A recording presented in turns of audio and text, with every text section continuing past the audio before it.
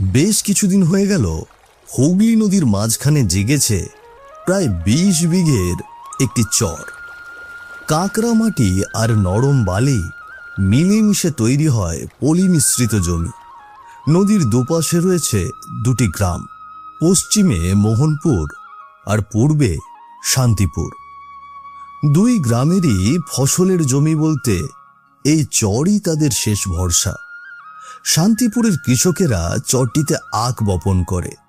মোহনপুরের গ্রাম প্রধান ও লোকেরা দাবি করে চরটি তাদের সীমানায় পড়ে, সুতরাং ফসল তাদেরই। চরের এই আখ কাটার জন্য একটা সুপরামর্শ করবার উদ্দেশ্যে শান্তিপুর গ্রামের বটগাছের তলায় একটি সভা ডেকেছেন গ্রাম প্রধান হরিপদ বিশ্বাস। সেখানে উপস্থিত হয়েছেন গ্রামের কয়েকজন বয়স্ক লোক, হরিলাল, শান্তিলাল, বঙ্কিম, গোপালচন্দ্র সহ গ্রামের নানান বয়সী লোকজন। তাদের সবার একই উদ্দেশ্য, সকালে চরে গিয়ে ঘরে ফসল নিয়ে আসা সিদ্ধান্ত। তারা আর মোহনপুর গ্রামের অহেতুক দাবিকে মানতে নারাজ। আগামীকাল আমরা শান্তিপুরের লোকজন নিয়ে গিয়ে ওই চর থেকে আখ কেটে নিয়ে আসব। সবাই মিলে ফসল কেটে ভাগ করে নেব। মোহনপুরের গ্রাম প্রধানের কথা আমরা শুনব না। যদি আমরা এখন হাত কুটিয়ে বসে থাকি, তারা আবার গতবারের মতো জোট বেঁধে এসে আমাদের ফসল নিয়ে যাবে। বা কর্তামশাই, আপনি ঠিক বলেছেন। এবার দেখাতে হবে আমাদের বুকেও সাহস আছে। তারা যদি ভাবে আমাদের থেকে আবারও ফসল ছিনিয়ে নিয়ে যাবে, তা হতে দেওয়া যাবে না। আমরা হয়তো হতাশ হয়েছিলাম, কিন্তু এবার আর হার মানব না। ওই চরের ফসল এবার থেকে আমাদের গ্রামেই উঠবে। ঠিক বলেছেন হরিলালদা। আমরা তো দিন রাত খাটছি, এই ফসল আমাদের জীবনের ভরসা। তারা যদি আমাদের এই চরের জমি ছিনিয়ে নিতে চায়, তাহলে আমরা এটা হতে দেব না। আমরা এখন থেকে সবাই একজোট হয়ে ওই চরে যাব, কেউ কারো হাত ছাড়বো না। তোমরা কি ভুলে গিয়েছো, ওই চরের জমিটা শুধু এখন মোহনপুরের গ্রাম প্রধানের ভয়ের জন্য নয়, ওইটা এখন ভয়ানক অভিশপ্ত জায়গা। তোমাদের মনে নেই ওই চরের জমিতে কত প্রাণ হারিয়েছে? এখন নদীর চরে অদ্ভুত ঘটনা ঘটে। রাতের অন্ধকারে জেলেরা নদীতে মাছ পর্যন্ত ধরতে যেতে পারে না। আমরা তো ওই চরে ফসল কাটার সিদ্ধান্ত নিচ্ছি। হ্যাঁ, সেটা খুবই ভালো কথা, কিন্তু খুব সাবধানে সুপরিকল্পিতভাবে ফসল কাটতে হবে, যেন কোনো বিপদ না ঘটে। আরে, ভয় ভীতিটা বুঝি, কিন্তু ভয়ের নামে পিছু হটলে তুমি দেখবে মোহনপুর আবারও করলু নীতি করবে। তারা সুযোগ পেয়ে সব ফসল ঘরে তুলবে আর দাবি করে বসবে ওই চরে সব জমিটুকুই তাদের। এই সুযোগটা তাদেরকে দেওয়া যাবে না। এইসব ভয় ভীতি নিয়ে ঘরে বসে থাকলে চলবে না। আমরা সবাই মিলে আগামীকাল সকালেই চরে গিয়ে ফসল কাটার কাজ শুরু করব। ভোট-টুটের ভয় আমি পাচ্ছি না, তবে বলা যায় না যদি সংঘর্ষ হয়, যদি মোহনপুরের লোকজন লাঠি সাঠি নিয়ে হাজির হয়। আমি চাই না যে কারো প্রাণ ঝুঁকির মধ্যে পড়ুক। তবুও আমি তোমাদের পাশেই থাকবো। তোমাদের সেই রকম প্রস্তুতি নিয়ে আখের খেটে যেতে হবে, বুঝেছ? ভয় পেয়ে প্রাণ হারালে চলবে না, লড়াই করতে হবে। শান্তিলাল, গোপালবাবু, আপনারা ঠিক বলেছেন।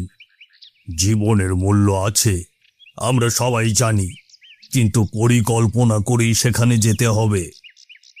কাল সকালের সূর্য ওঠার আগে 3টি দল যাবে।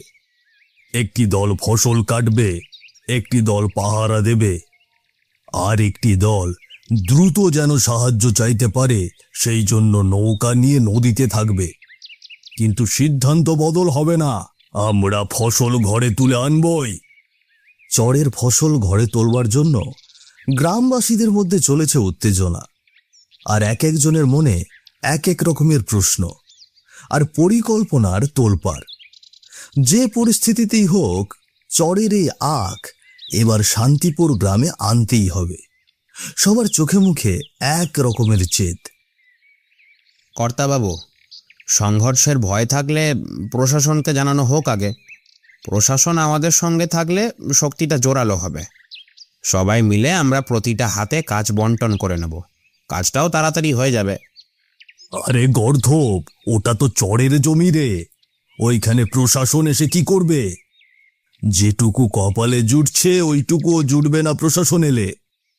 মোহনপুরকে দেখিয়ে দেব এখানে আমাদের অনেক হাত আছে, আমাদের ঐতিহ্য আছে। তাদের বলবো এ জমি থেকে আর তোমরা জোর করে ফসল ছিনিয়ে নিয়ে যেতে পারবে না। এতদিন আমাদের ধৈর্য দেখেছো, এখন দেখবে আমাদের সাহস আর শক্তি। প্রয়োজনে আমরা এই জমি রক্ষা করতে প্রাণ দিতে প্রস্তুত। যারা যাবে তাদের সাহস চাই, যারা পাহারায় থাকবে তাদেরও সৎসাহস দরকার। আমরা লড়ছি একদম খেটে খাওয়া মানুষের অধিকারের জন্য, কারো জন্য ভয়ে পিছিয়ে থাকবো না আমরা।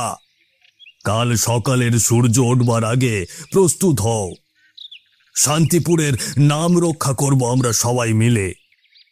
সবাই মিলে মাথা নেড়ে সম্মতি জানায়। বিকেলের ছায়ায় ঢেকে পড়ে বটতলা, আর নদীর কলকলানি শব্দ ছড়িয়ে পড়ে গ্রামে। কিন্তু গ্রামবাসীর মনে এখন একটাই অদম্য সংকল্প।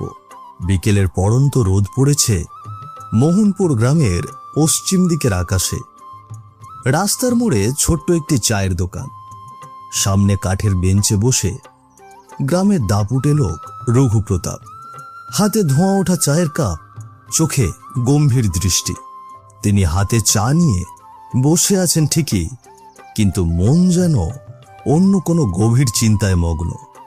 মোহনপুর গ্রামের প্রধান রঘুপ্রতাপ, এই একটা নাম যেটা শুনলেই আশপাশের গ্রামের লোকেদের বুক কেঁপে ওঠে। বিকেলের এই সময়টায় প্রায় তিনি চায়ের দোকানে বসেন, যেন এই সময়টুকু তার নিজের। হঠাৎ দোকানের সামনে রাস্তা দিয়ে হন্তদন্ত হয়ে এসে দাঁড়ায় রঘুপ্রতাপের একমাত্র বিশ্বস্ত দেহরক্ষী নাড়ু। কর্তাবাবু, কর্তাবাবু, কর্তাবাবু, একটা খবর নিয়ে এসেছি। কি খবর? সব ঠিক মতো বল, এত হাঁপাচ্ছিস কেন?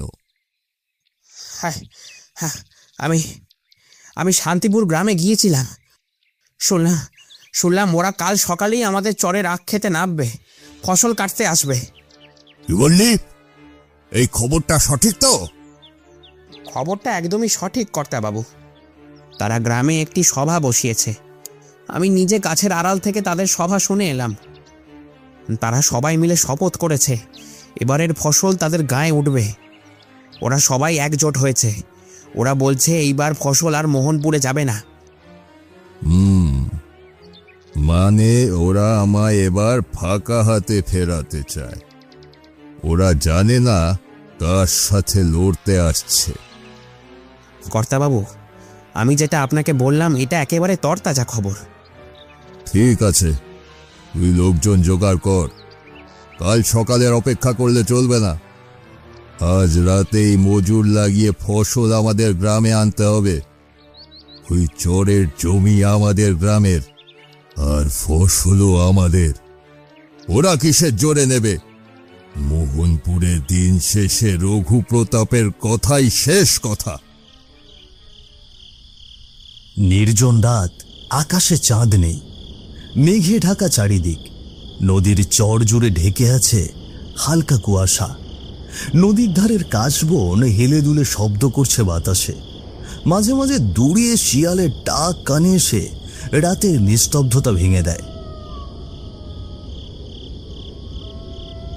নদীর মাঝখানের চর জুড়ে একটা বিশাল আখের ক্ষেত।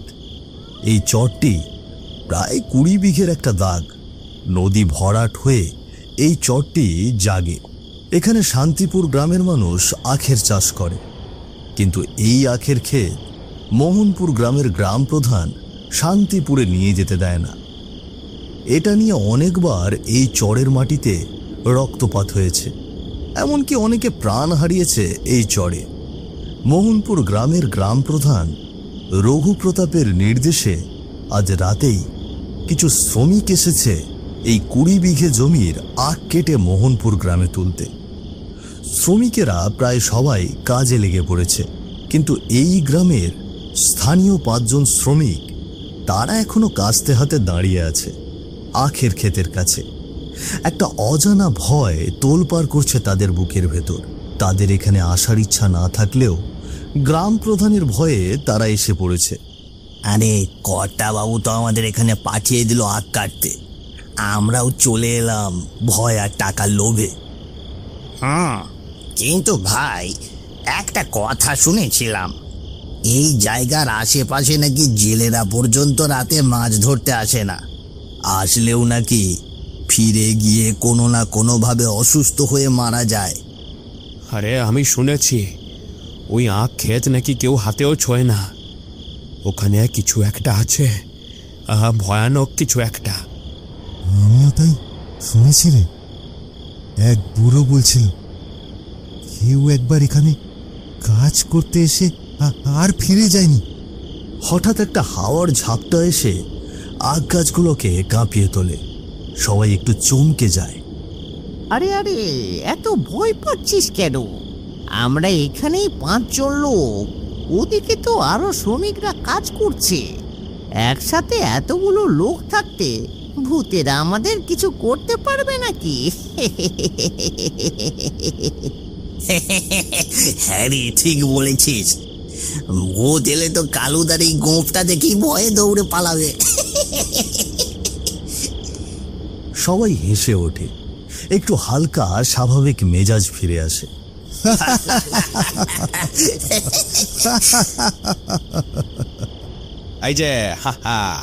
এই যে বিঘা বিঘা জমি আছে, এখানকার আখগুলোই আজকে রাতের মধ্যে তুলে মোহনপুরে পাঠাতে হবে। হ্যাঁ, কর্তার একেবারে নির্দেশ আছে। ওইদিকে যে দলটা লেগেছে ওরা তো ইতিমধ্যেই কাজ শুরু করে দিয়েছে রে। আমরা দাঁড়িয়ে গল্প করছি। চল চল, কাজ শুরু করি। যত দেরি করব তত বেশি রাত হবে। কে জানে আবার একটা হাওয়া বয়ে যায়, এবার একটু জোরে। কিছু আখের গাছ ভেঙে পড়ে, সবাই থমকে যায়। ও কিছু নয়, চল কাজ শুরু করি। এরকম করে মনের মধ্যে ভয়ের জন্ম দিলে কাজ করা সম্ভব হবে না।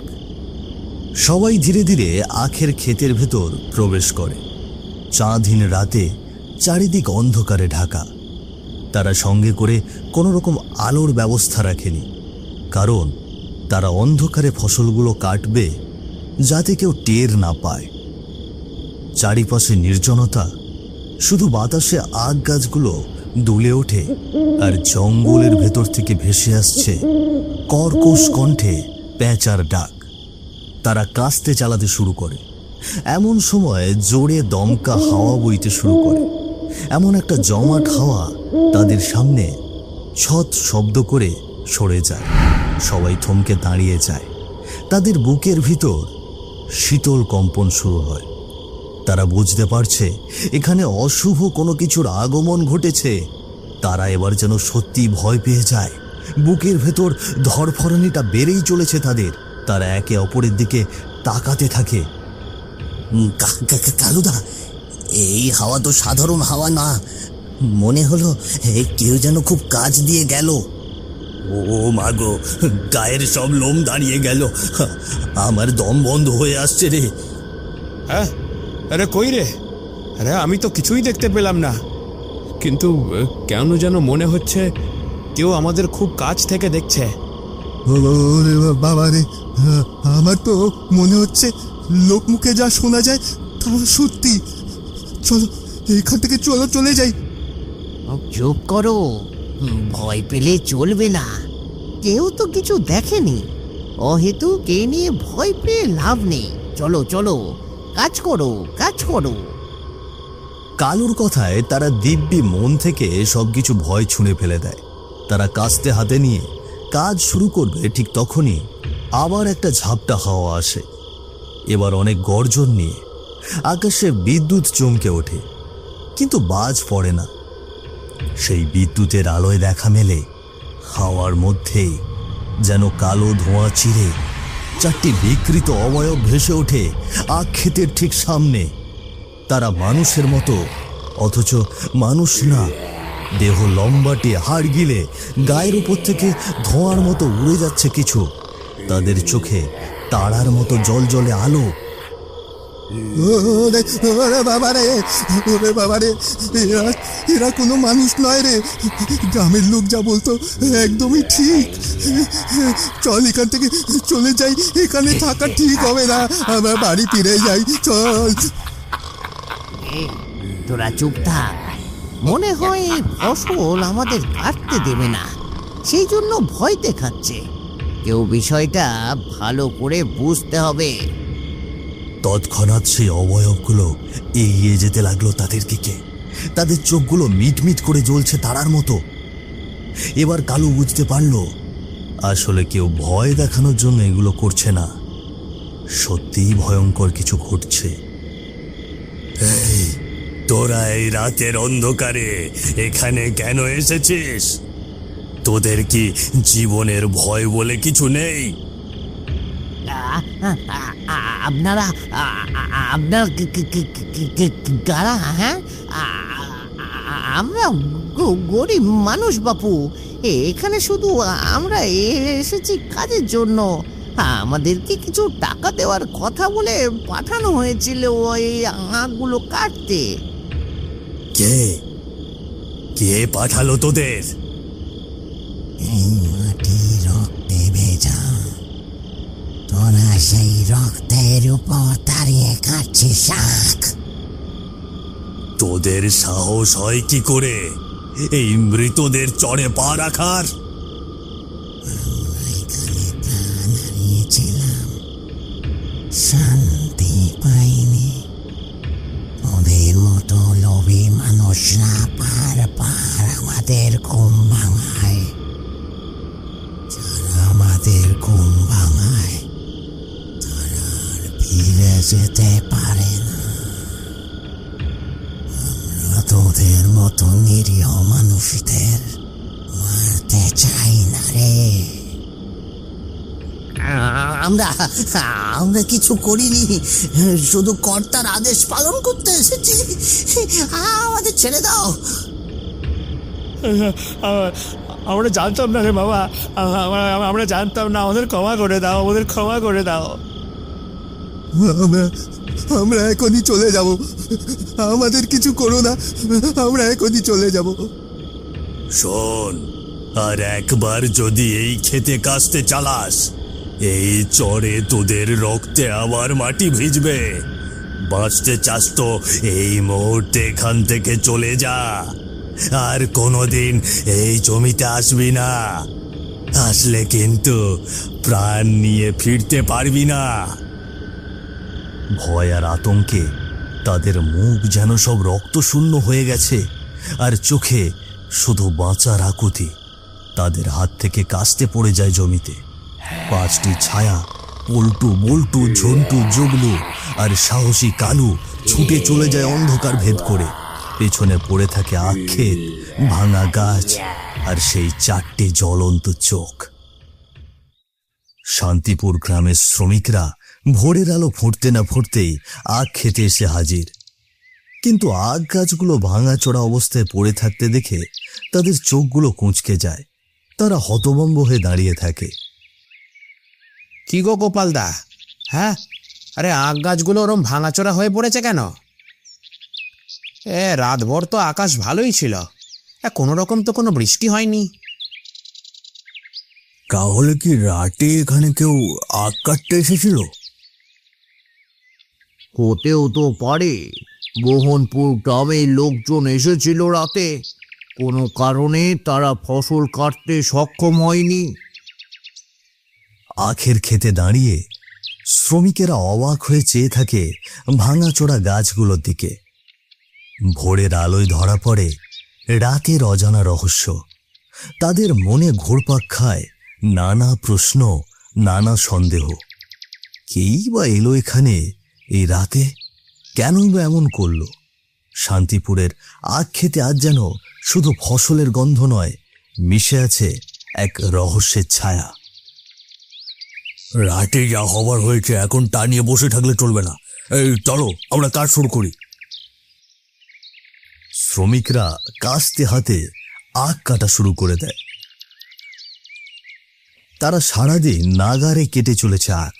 তাদের মন থেকে ততক্ষণে সমস্ত দুশ্চিন্তা ভাবনা দূর হয়ে গিয়েছে। তারা কাজ করতে করতে সন্ধ্যা যে কখন ঘনিয়ে এসেছে সেটা তাদের চোখেই পড়েনি। আখ ক্ষেতের আগগুলো অনেকটাই কেটে ফেলেছে তারা। সন্ধ্যার অন্ধকার ঘনিয়ে আসতেই হঠাৎ একটা দমকা হাওয়া এসে তাদেরকে থামিয়ে দেয়। তাদের হাত থেকে কাস্তে পড়ে যায়। তারা থমকে দাঁড়ায়। কিরে, হঠাৎ করে এরকম দমকা হাওয়া এসে আমাদেরকে ধাক্কা মারলো যে? মনে হলো খুব শক্তিশালী কিছু ছিল হাওয়ার সাথে। শান্তিলালের কথা শেষ হতে না হতেই আবারও সেই হাওয়া ফিরে আসে।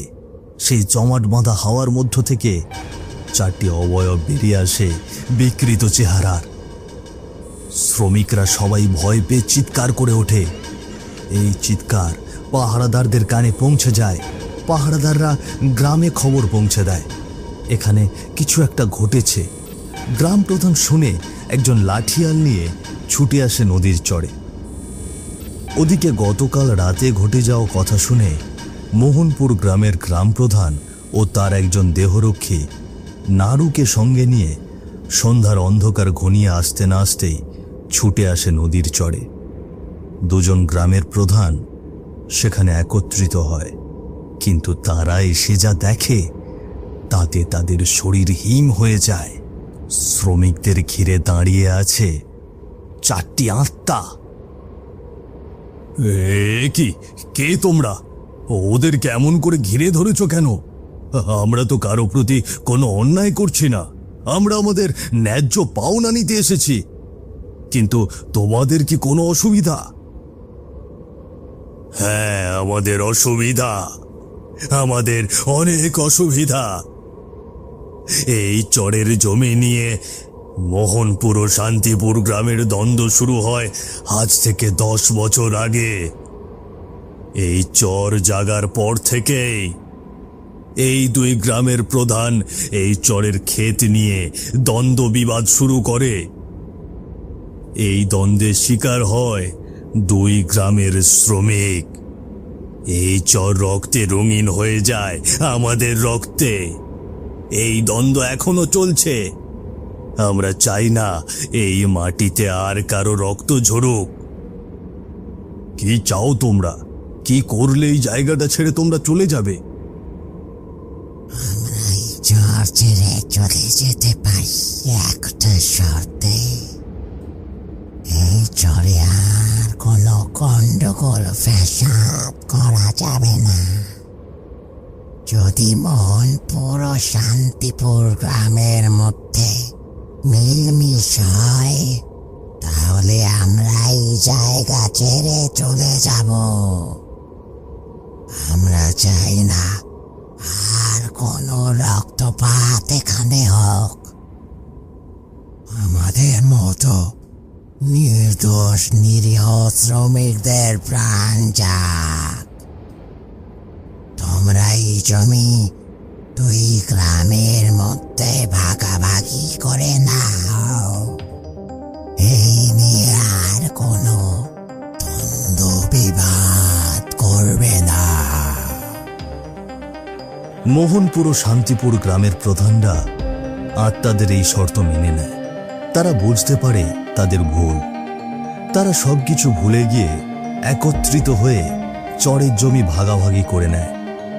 আর সেটা দেখে আত্মাগুলো সেখান থেকে বিদায় নেয়। সেদিনের পর থেকে চরের জমির ফসল 2 গ্রামেই ওঠে। আর তারপর থেকে কখনো সেই আত্মাগুলোকে দেখা যায় না।